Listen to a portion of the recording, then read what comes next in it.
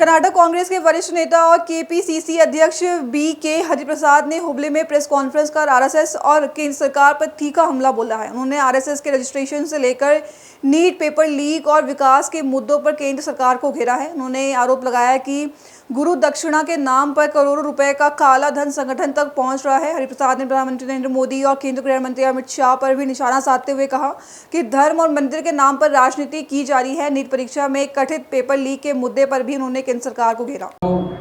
Chicken, mutton, मछली, मंगलसूत्र, हिजाब, हलाल, अजान ಅಂತಾನೆ ಹೇಳ್ತಕ್ಕಂಥ ಜನ ಭಾಳ ಧಾರ್ಮಿಕರು. ನಾವು ಹಿಂದೂ ರಾಷ್ಟ್ರವನ್ನು ಮಾಡ್ತೀವಿ ಅಂತ ಹೇಳಿದರು.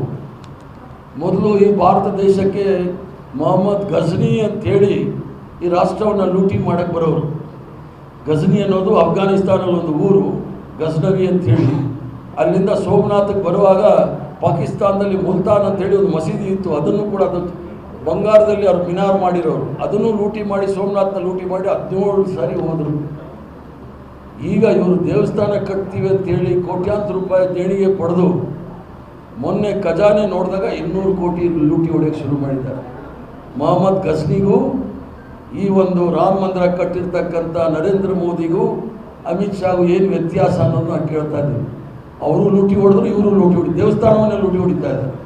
ಆದ್ದರಿಂದ ಜನ ತತ್ತರಿಸಿ ಹೋಗಿದ್ದಾರೆ. ಬೆಲೆ ಏರಿಕೆ, ಅದು ಪೆಟ್ರೋಲ್ ಇರ್ಬೋದು, ಗ್ಯಾಸ್ ಇರ್ಬೋದು.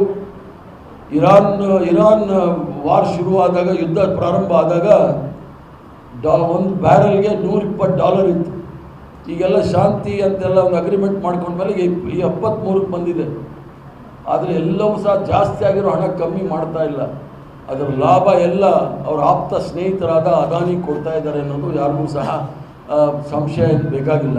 ಆದ್ದರಿಂದ ಸಂಪೂರ್ಣವಾಗಿ ಭಾರತೀಯ ಜನತಾ ಪಾರ್ಟಿ ರಾಷ್ಟ್ರ ಮತ್ತು ರಾಜ್ಯವನ್ನು ನಡೆಸ್ಕೊಳ್ಳೋ ರೀತಿ ನೋಡಿದಾಗ ಇದು ಇವರ ದಿವಾಳಿತನ ಕಾಣುತ್ತೆ ಅನ್ನೋದನ್ನು ನಮ್ಮ ಮುಂದೆ ಹೇಳಲಿಕ್ಕೆ ಇಚ್ಛೆ ಬಿಡ್ತಾನೆ.